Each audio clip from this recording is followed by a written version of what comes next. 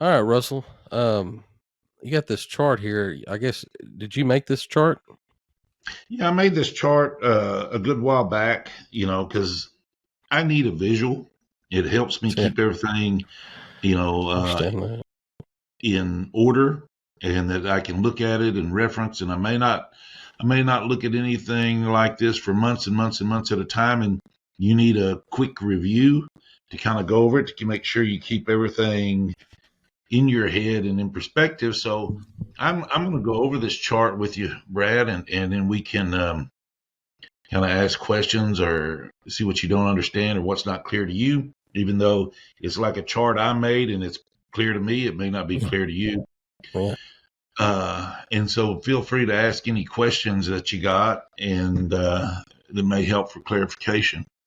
Now, this, of course, what we're looking at here is the Hebrew letters Yud Hey Vav Hey, which is known as the uh, Tetragrammaton, these four letters.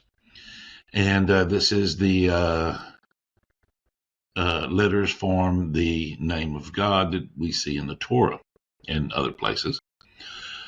So the first thing to realize is that there's four letters, but there's five parts to them. I mean, and so what we have at the bottom is the Hey, and then the letter Vav next up, and then the letter Hey again, and then the Yud. But then there's also this tip of the Yud, or this apex of the Yud. And that little point that comes up at the top, the way I think about it is, it's penetrating up into a higher world. That world would be the world of Atzilut. And we'll just start there at the tip of the Yud and work our way down. Now you said Uh, Atzilut, but on the chart here you have I'm Adam sorry. Kadmon. Yeah, it is Adam Kadmon. Atzilut is, but we're going to find out there's many dynamics to each one of these letters and to this tip of the Yud, this apex. So this is the apex of the Yud. It is represented by the soul level of Yahida.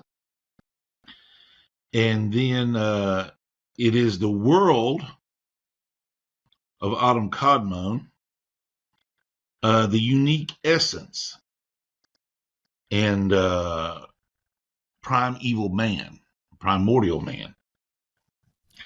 Yeah, can you And can so, you can you when you say primordial man, what do you mean? Adam before the fall or Adam? absolutely, yeah, Adam Okay, Kadmon, Adam Adam Kadmon. before the fall. Okay. And the reason, this world, the way I was told by Sam Peake, and I always loved this explanation of it, is the reason Hashem called this particular world Adam Kadmon is because Hashem had a man on his mind when he began creation. Okay, and this is the world. This is the world of infinite possibilities. Everything that ever could be or ever will be is in this world already. It already exists in this world. Even, like I said, everything that could be, its potential is there now.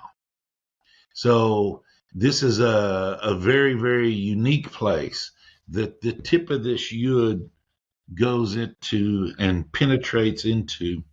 The Yahida is the soul level, the unique essence.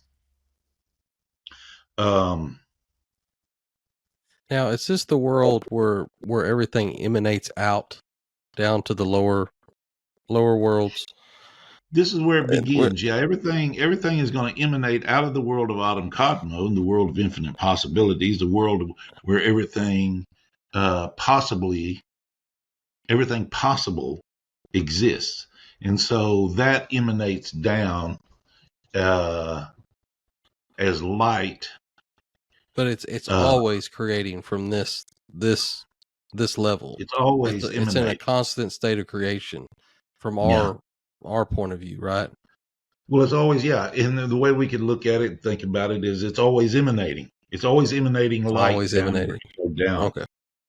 Downward. What is a downward? It doesn't, we like to think of it in that linear way because we're looking at the page and saying, up and down, the top of the page, the bottom of the page. But when you get up here at this level, there's no top, bottom, up or down. So it's really It's emanating out from within. So it's all, out and not in. yeah. It's not So contained.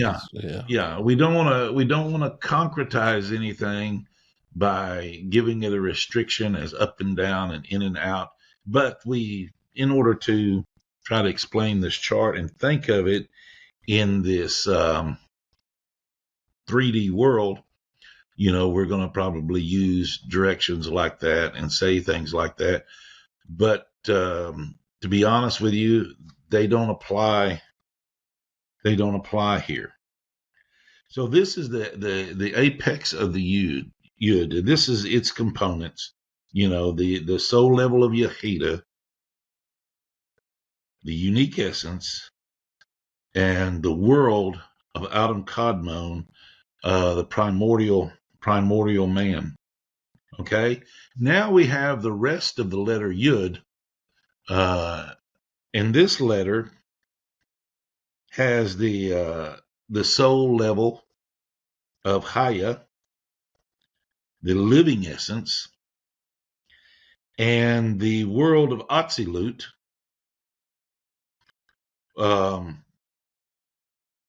which is, the nearness. And so, and how, nearness, that's an interesting word to use. When everything is near, it's similar. It's all within itself. It's all contained within itself. There's no thing here.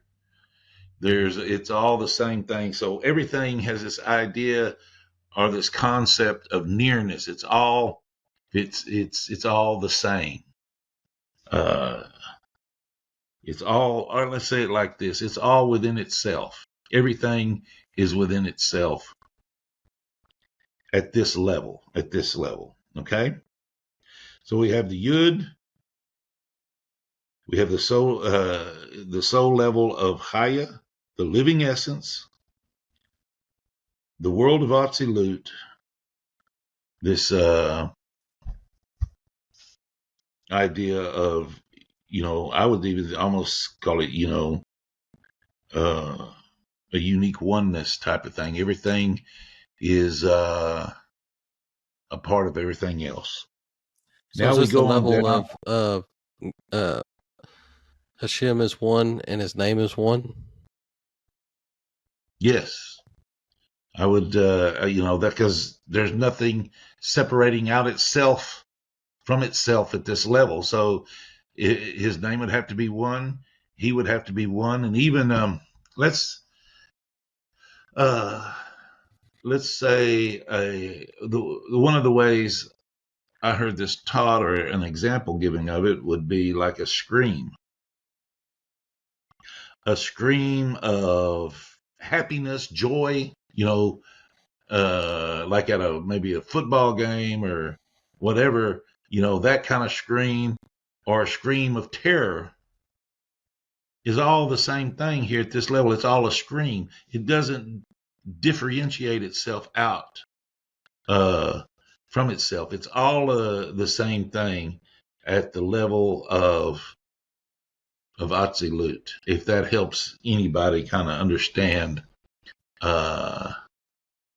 anything else. But that's the way we think of it, and we approach this letter Yud as having that characteristics at that level, at this level. Okay. Now we're going to move on down to the first Hey. And this is the soul level of the neshama, and it's the breath, uh, and the world of Berea, creation. Okay, so this is the world of breath, and it's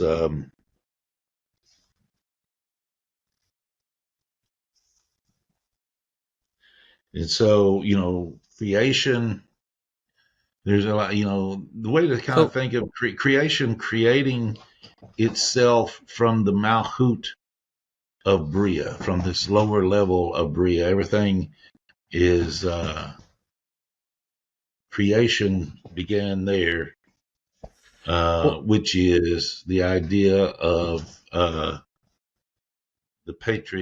matriarch, um, Leah, at that level. look, I'm gonna on the soul level. Here we have neshama, but on the upper two worlds of the yud and the tip of the yud, you have the Yahaya and Yahida. Those parts of our souls, they didn't fall with Adam, right? They, I mean, Yeah. there's no. Our souls are they're attached. That's what gives us our. Now, this is why I've heard it taught, is that the Yahaya and Yahida are not in Malhut, our Malhut, or the highest possible level of the soul here is the neshama. And then I've heard it say when somebody dreams, they go up and the soul runs back up to the Yahida and the Yahida, but then that's part of the dream state, but not man as we know man here. Those two levels didn't fall with Adam. Those parts of the soul. Is that correct? Am I understanding that Well, correctly? that too, and that's because they are uniquely associated and connected to the Ein Sof.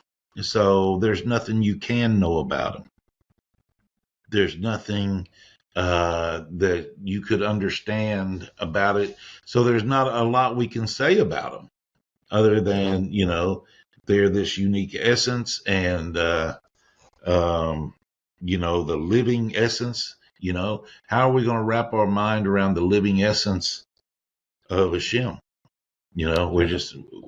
We're not, so we have to kind of understand, to hold these levels lightly but to do like you're saying, understand that they do exist and they are a part of things. And it's not that they don't exist, is that we just can't comprehend what that existence would be. So, we're looking, of course, we looked at the hay and at the neshama, and then now we're going to go down to the letter Vav. And this is the soul level of Ruach. It's the world of Yetzirah. So this is the spirit, the Ruach, and the foundation, the world of foundation. And then we're going to go on down to the final hay, which is the Nefesh, the soul, and we'll just call it the soul. We talk a lot about it being the animal soul, the base level of the soul that is associated with the body, and within the body, and this soul level. It's Um, associated with the blood, ain't it? it's the part of the soul of spirit. It's the part of spirituality that touches physicality. Oh, Where does it very good. touch it through? It touches it through the blood, and we basically all of the bodily fluids. It's the hormones, the digestive fluids, the saliva, the all of the bodily fluids, and he kind of controls uh, the physical functionality of the body. Everything is operated through um, these chemicals and these fluids within the body. The blood serves its purpose, pumping through the body. The hormones serve their purposes. The digestive fluids in the stomach, serve its purpose. For all what? For all keeping the physical vessel alive, to house the spiritual soul. So what And can affect the nefesh? So it can. So that explains why dietary restrictions are so important. Correct? Because of the intake through the blood and where the soul touches, like you said, the spiritual touches physicality.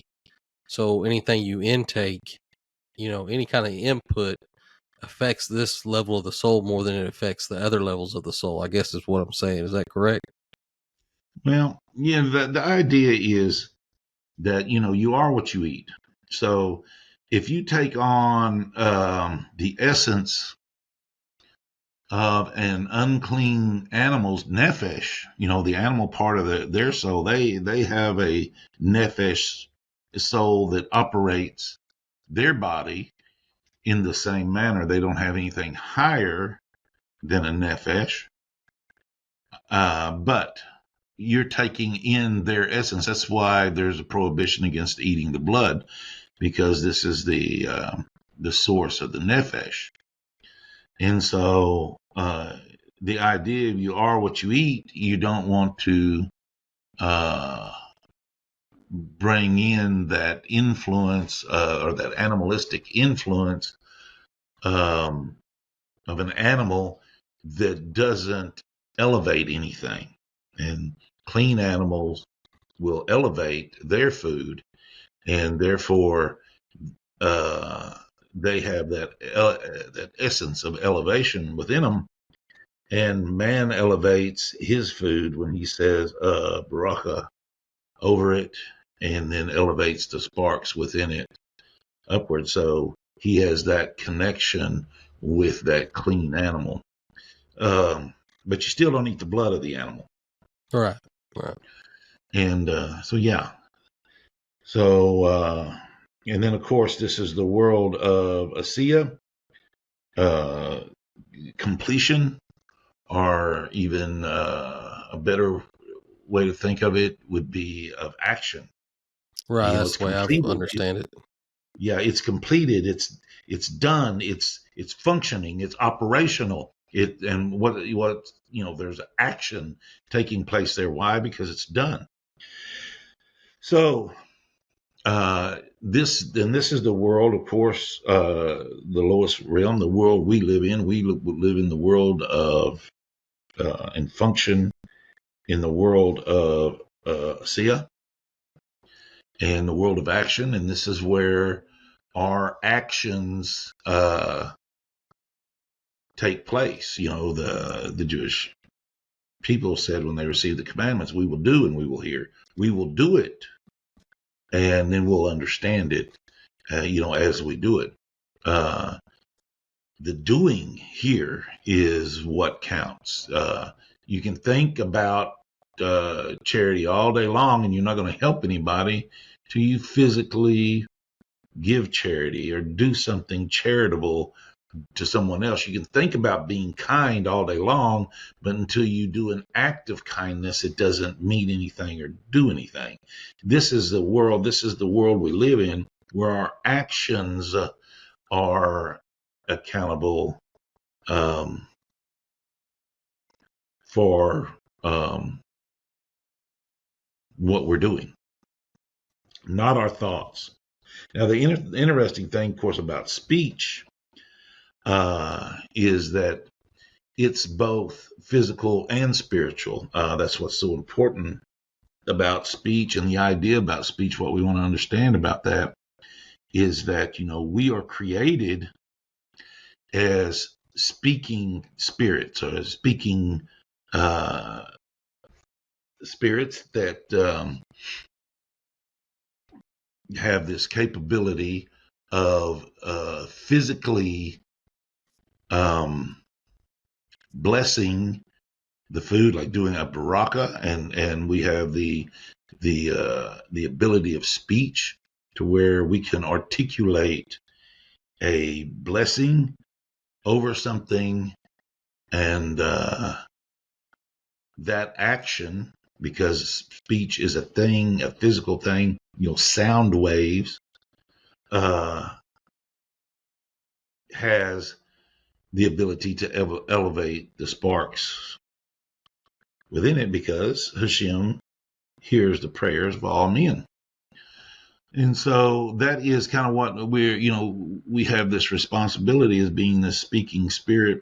And that's why what we say is so important, and how we say it, and what we're doing with speech, because it has this ability to cause a physical reaction in the world of Asiya, but also it has a spiritual dynamic in the higher worlds. And one of the ways I had it explained to me is that saying a negative word, or a curse word, people that curse, and a lot of people, have this tendency to curse nowadays because it's just become a part of our vernacular.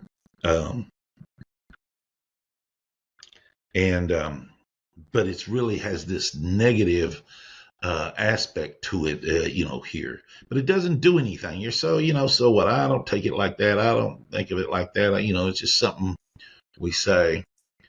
But when you speak it, those, like I said, it's a physical action. Those physical sound waves come out, but within that spiritual connection that it has, because of the breath, the higher elevations, like the neshama, is like, it was told to me that, like, every curse word you say, doesn't have a big effect down here, but it's like throwing a hand grenade in the higher worlds, the worlds where the angels are, Yetzirah and that level. It's like killing angels. When we speak this negativity, when we speak this vulgarity, and this base speech, a base form of speech. So we have the to F-bomb realize, is really the bomb, huh? I said, so the F-bomb is truly a bomb. It's truly a bomb That's where you're in the looking higher from. levels. Yeah, in the higher levels. So, it does good for us to be mindful To have clean of not language. only cursing and clean language, and Just growing up respectful. in the construction biker / world, it just seemed like, it was, that language is just part of the vocabulary, and unfortunately, that's, and as I I know. get older and mature, and as I started having kids, yes, you become a little bit more conscious of that, and Yeah. but I can tell you a story, because I identify with all of that. And, I never had any consciousness of speech or anything when I was younger. And I grew up in that world.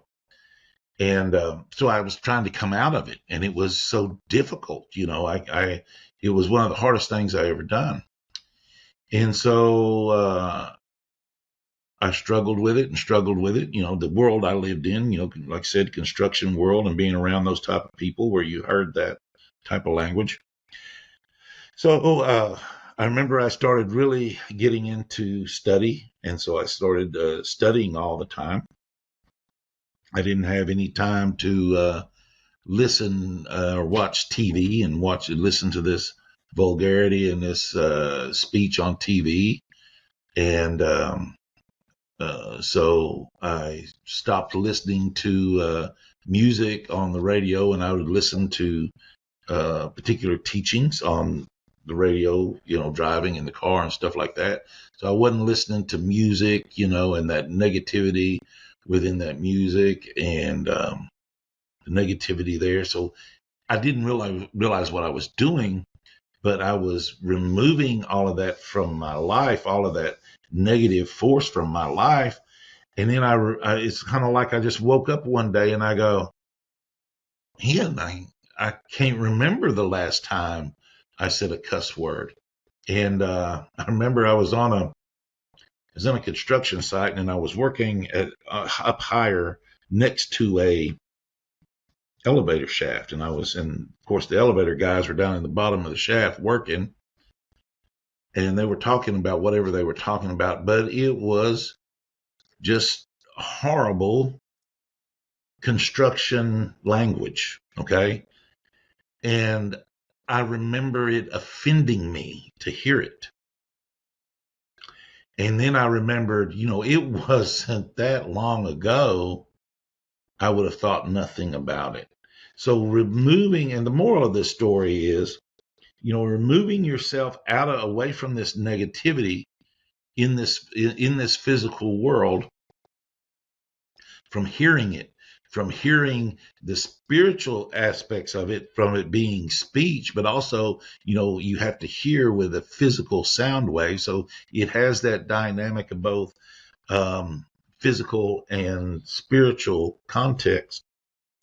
But getting that negativity out of it was transforming me without even really realizing that it was doing that. I didn't realize at the time. I was all very new to all this stuff at that point, and how it was transforming me. So that is a very important dynamic of these soul levels and these physical world levels, almost like a practical application of what they can and can't do and how to function and operate with them. It's very important that we understand that, and it's one of the reasons why we learn these things to better understand what the rabbis and the sages are teaching us when they speak about these things. These lessons like this come out, and ultimately, from It's this not just wisdom and knowledge and understanding, we become better. We become better people. yeah, it's not just a concept. It's a consciousness. It's an awareness. Awareness of our Creator and Hashem, and what we're actually, that we're spiritual beings in a physical creation, Yeah. and that the things we do here in physicality affect more than just physicality here. It trickles outward, Mhm. and affects the next part of our soul, the next world, and I think being consciously aware of these teachings and these concepts is what's important. Not just the concept itself, but actually what's going on and what effects your actions have, what consequences and you know they Yeah. have, not just here that you can see. What you're really doing and how it's really affecting everything around you in physicality and spirituality. Well, that's true. That's absolutely true. But now the thing is, as we were taught, and you understand that there's nothing we can know about God, okay, except His name. And this is what we're learning here is His name, and how we can understand that and basically know something of God, through His name and through these attributes that this name is going to represent and be associated with, what these letters do and what they represent, and what these levels of, physicality and spirituality, what they represent and how they work and how they do. So this is all very important, and it all helps us grow spiritually, and like I said, be a better person and do better things, and be more conscious of what we're doing. And it's extremely important that we have some kind of working knowledge of it. Now, it's we're not going to be Kabbalists, and we're not going to be understand all these things perfectly. But if we grasp just a small bit of it, maybe just this thing about speech, and the importance of prayer and what it does, and the effect, the negative and positive effects of speech. Maybe we'll be a little bit more mindful of what we say and how we say it. And that alone is a huge, as you know, through the Hofetz Chaim and his teachings on the sanctity of speech, how important all that is. Absolutely. So it is. So let's move over to and view this spherotic structure. And this is, like I said, this is a very old drawing, and this is not what I would consider a kosher spherotic structure as far as the formation of the lines. Is it the But bottom two lines you're talking about here? yeah, those really shouldn't be there, and we know all that, and we kind of learned all of that, and what's going Right, but on. So this. I think like you just got finished saying, what's important is you hold on to these this visualization loosely.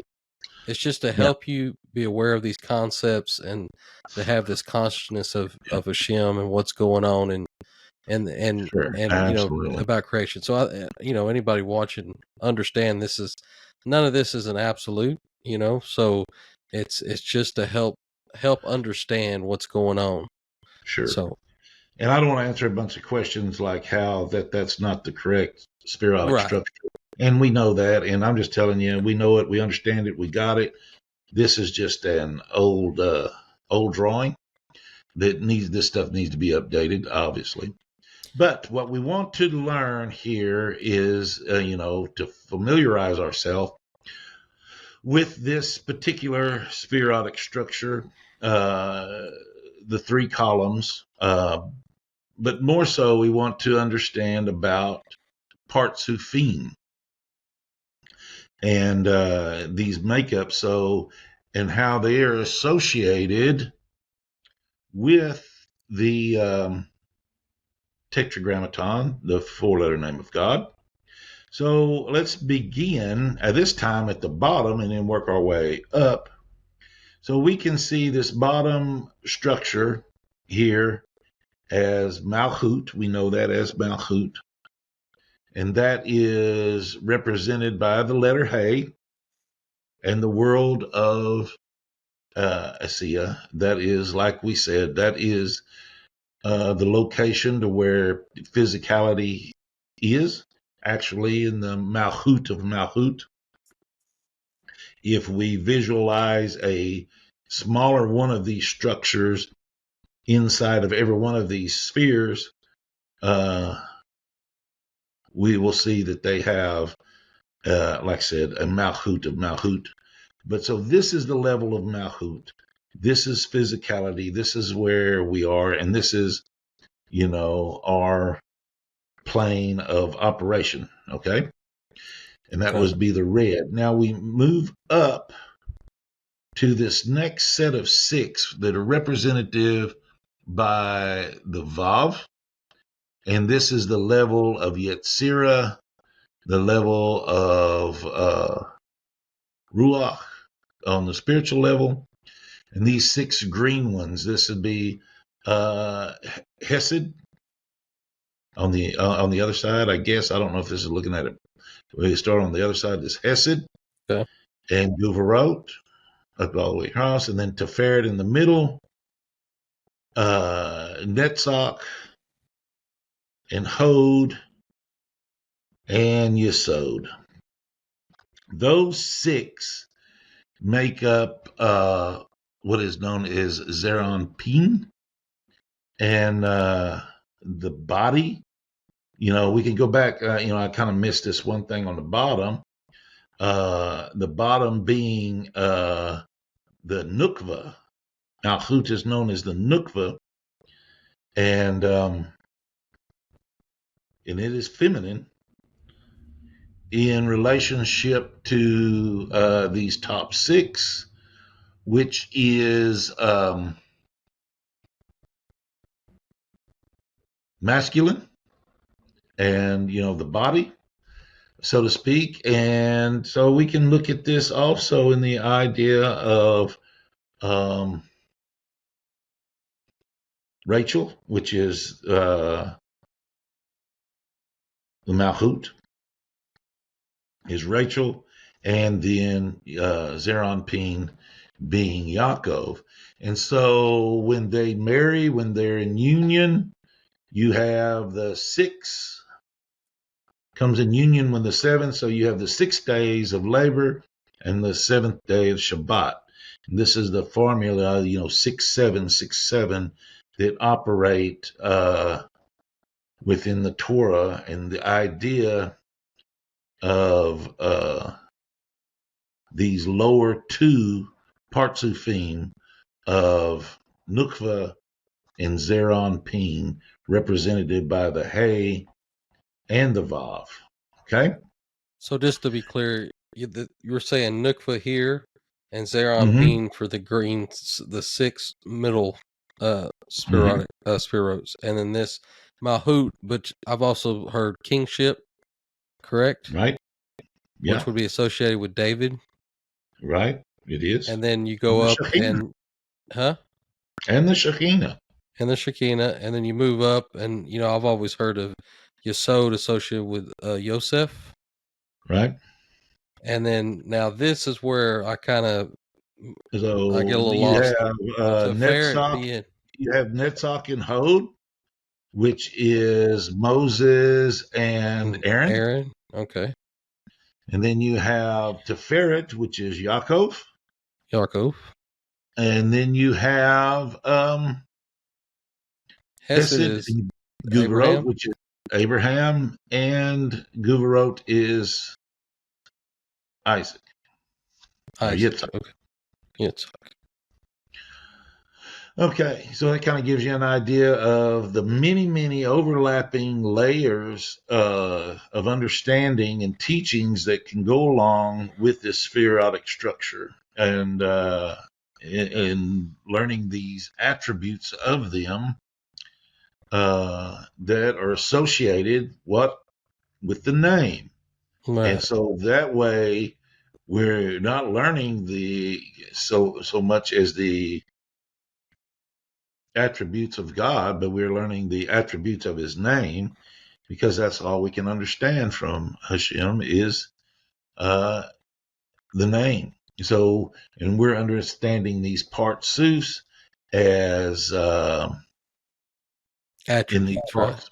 right, So then we go up to the upper hay in the purple as Bria, and then in that world, and then we go over to the blue, which is Atzilut. Now these 2 spheres are, the blue is Chokmah and Bina, wisdom and understanding. And but everything, from this level up, this level of Bria and Atzilut and Adam Kadmon, is the Mohim, the head, where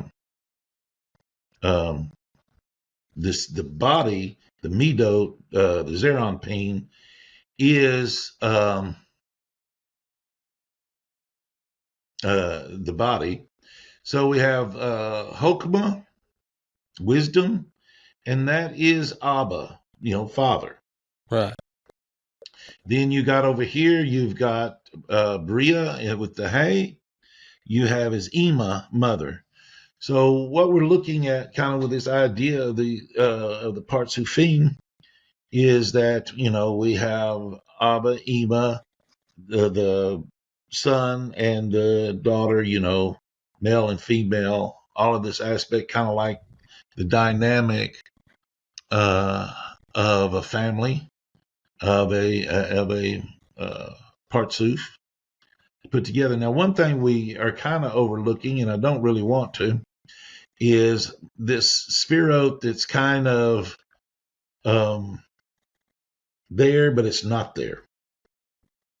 And that's the idea of why it's drawn like that, to kind of help remember us that. And that is the spherot of Da'at. So the idea is, with, when wisdom and understanding make union, we're talking about, Abba and Ima make union, they create Da'at, which is knowing. knowledge. Yeah, knowing knowledge. Knowledge or knowing, and they create that knowing. So this is the idea of those spherotes, and you were talking about the idea of dietary foods and things, and I'll share with you a teaching that I heard, and this is a good example of it while we're looking at it. Maybe some people will get it a little bit better. Abba and Ima here, the Yud and the Hay, are representative of right brain, left brain, Da'at being middle brain, and this type of things. This is the Mohim, this is the head, this is the brains of the operation, so to speak. And so the idea, when Adam was given the job of naming the animals, because why? He knew their essence. He knew the essence of every animal.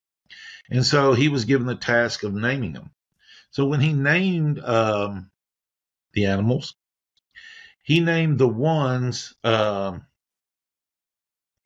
had a negative effect upon the union of wisdom and understanding, Hokmah and Bina,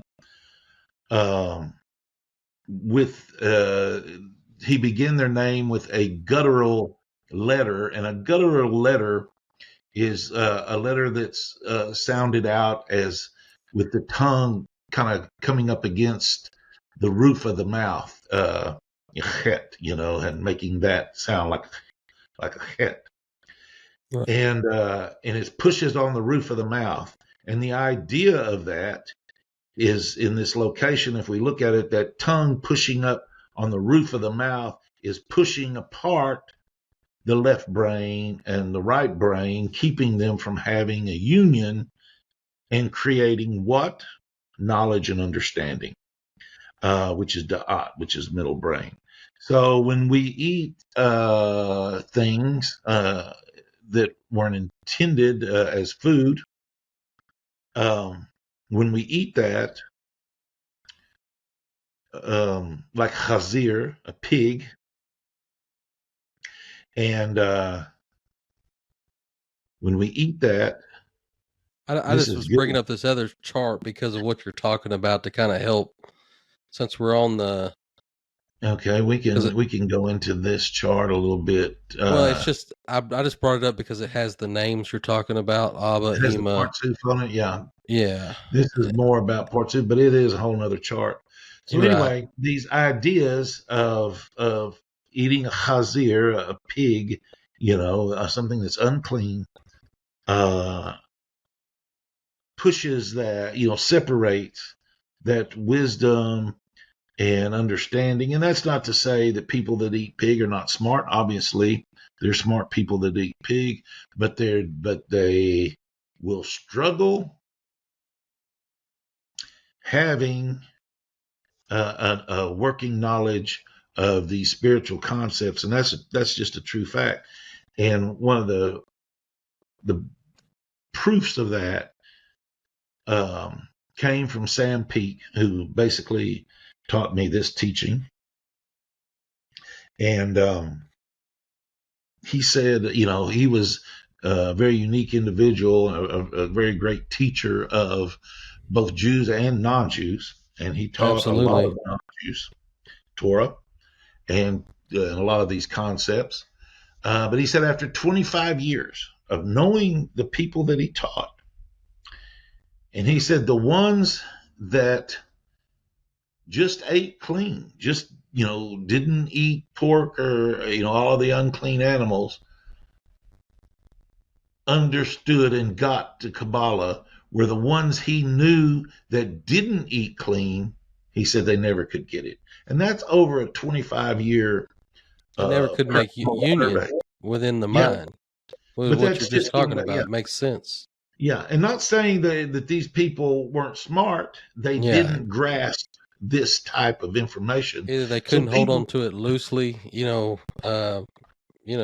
it Mhm. was. But yeah, absolutely. I mean that's a perfect explanation of, Yeah. the And union so of the mind. the thing is, I want to tell people is that I'm not advocating you eating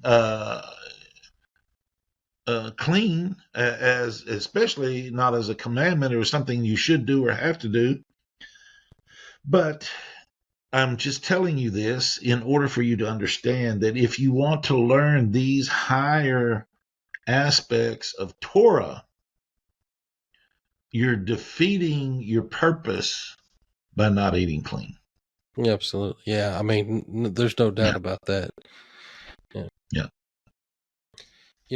The reason I brought up this chart too is to because you were using the names Abba, Hema, and then you didn't get into Recompene, but you were talking about Zerampene and kind of the Mohim is the head. Now I just to add a little something to it that I've learned recently is Uh-huh. that I never understood the acronym Chabad till we started reading the Tanya, the Alter Rebbe, and Mm-hmm. Chabad is this concept here, this wisdom, Hukmah, Bina, understanding, Da'at, knowledge or Yeah. knowing, Yeah. That. and that's the acronym for Chabad, you know, Yeah. and Those three letters. Yeah. right, because they need to be for this to take place. This, like you're saying, has to be in union. You know what I mean? And it's what you put in is what you get out. You put, you intake unclean, you get out unclean. So it's hard for this holiness, Mm-hmm. this divine presence to facilitate inside of a mind that is not clean. And you're like you said, not to say that that you're not intelligent. That's not what I'm saying. Just like you were talking about, but it definitely hinders that process of understanding and clinging to your Creator and trying, like you said, to understand His name. You know what I mean? Because that's all we have. So Right. that's all we can grasp. Yeah. And then a little bit with our last week class, in the Tanya, this kind of gives a perspective of what we were talking about with Atik Yomin, the Ancient of Days, being the Keter of Keter, and then Arik Anpin, the long face, being the Malchut of Keter. So we can see that that spherote within that spherote is what they would be Right. within the level of Keter. And this, I'm Okay. thinking, this is. I mean, you sent me this chart a long time ago. Uh, when you were trying to help me understand some of these concepts, and I use it a lot to go back and forth when I'm reading certain material to say, okay, where's the Rabbi of the Sage talking about, Yeah. and to wrap my mind around it, especially when you get into uh Zerampine, a Recompine, and then a Tico Mean, uh the Nukva, the bride, the Mahut, the kingship, and all these, it's really helped me because, and that's what it is. It's a visual. I can visualize it, so I can Mm-hmm. intake and understand where they're talking from Yeah. when reading Yeah. some of the These charts are Kabbalistic teachings. getting close to 20 years old now. Let's go back to You're right. the first one we were on. We can finish up here with Keter and with this idea of this tip of the Yud and this world of Adam Kadmon here at the tip of the world being the Keter, and I kind of draw it with all these circles within a circle within a circle. I mean everything is within everything else. It's all within each other, in which there is no each other. There's no There is thing. there's no thing. It's all just one thing, and that is this world. So, and however, it's just a way to think of that particular world. So that comes over and gives us a nice understanding of how the name of Hashem, the Tetragrammaton, relates to this spherotic structure and these attributes, breaks them down into what we call partsufim uh, of Adam Kadmon, Abba, Ema, Zeron Peen, or Zah, and Nukva. And so when you hear those words, you hear those terms, you visualize where you are in the spherotic structure. You can understand many different things, the attributes of each one of them, loving kindness, judgment, um, or you can understand how that's associated with Abraham and Yitzhak, and Tiferet, beauty, Yaakov, and just how everything goes together. There's so many different dynamics to this. layers and layers of knowledge that are worked into this structure, and all this is a tool. This is not, this is not going to make you a Kabbalist. You're not going to go out and turn lead into gold. You're not going to do any of this stuff learning this. It just gives you a working knowledge. It's a tool to better understand spiritual dynamics within Judaism, and terminologies and locations, and understand the rabbis better that you hear teaching, or understand or read a book. You understand it a little bit better by knowing these things. And like we're studying now, studying the Tanya, it's absolutely important that we have an idea of what's going on here, at least on the terminologies and where their locations are, and kind of what they mean. As we read through the Tanya, we can see so much a reference back to this type of material, and that's why we put this together, to kind of help everybody in the class get a better Understand idea this of different this. terminology they're using. But Mm-hmm. what I will say about this is that this is consistent throughout the Torah and the Jewish writings. Whether you're reading Lazato, the Vilna Gaon, and also we're studying the Lukatei Moharam by Rabbi Nachman, and then the Tanya. And what I've learned is this is very consistent, and each one of them has a part of concealment, and the next one has a part of that reveals some that was concealed from the other writings. But it's all consistent.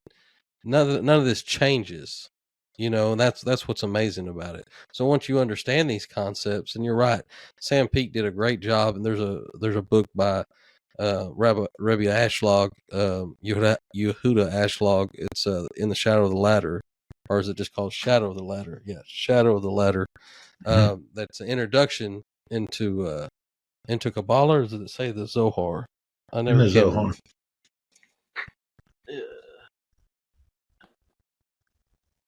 Yeah, introduction into Kabbalah, Mhm. right here, Well, that's his and introduction. Yeah, that may be that book is, yeah, but it's based upon uh, the Baal HaShulam's commentary on the Zohar.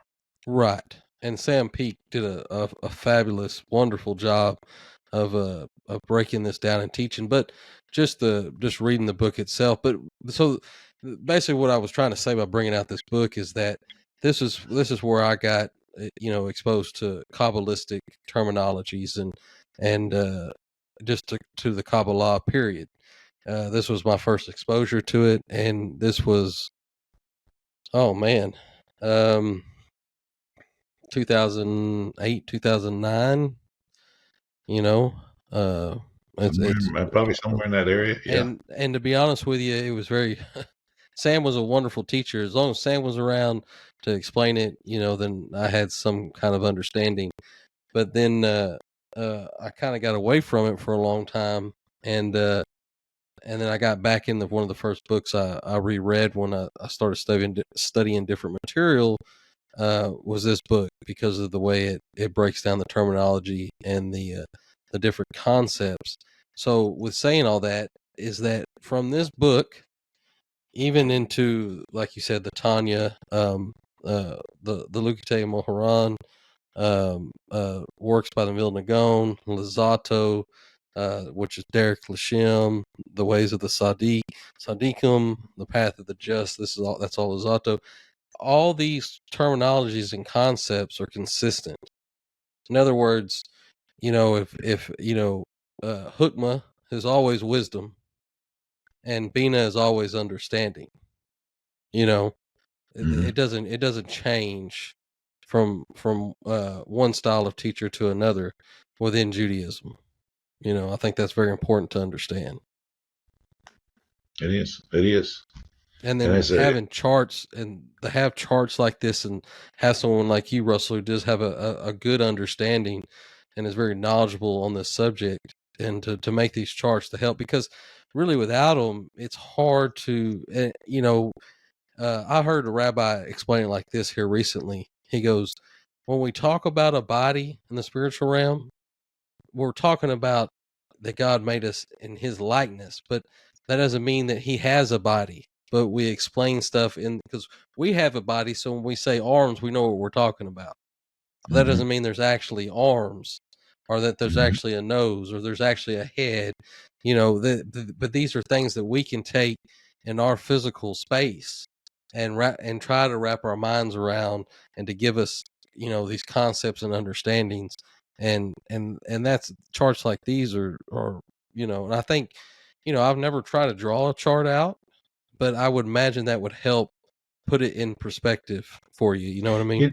It did, and it helps, to try to explain it. Because I had to put it in some kind of context to where I could explain it and grasp it and understand it, and I had to simplify it enough, draw it out, look at it, get a visualize of it, and kind of understand what's going on about it, to kind of help put it in my head. A lot of people can read these books. You can read The Shadow of the Ladder, or you can read Inner Space, or you can read Inner Space. That's another one. Yeah, you can read those books, and you don't have a real clue about it. Inner Space has some. Yeah, Inner Space is really good. It's funny because I remember I bought the Shafir Yitzra. I don't even have a copy of it anymore because I really don't know what happened to it, unless I borrowed it, or yeah, probably that's what I did. But I remember that's one of the first books I bought when I even heard something mentioned about the Kabbalah, and I thought, oh, I'm gonna read the Shafir Yitzra. Well, if if you don't even have a basic understanding of the letters here, of God's name, then are any of this terminology, when it talks about the Sephardic structure and the different worlds and the different levels of the soul, it's very difficult to even try to read a book like that. You know what I mean? to understand that, yeah. Yeah, because you can't put nothing nowhere, and you don't know if he's saying the word hukmah, he's talking about wisdom.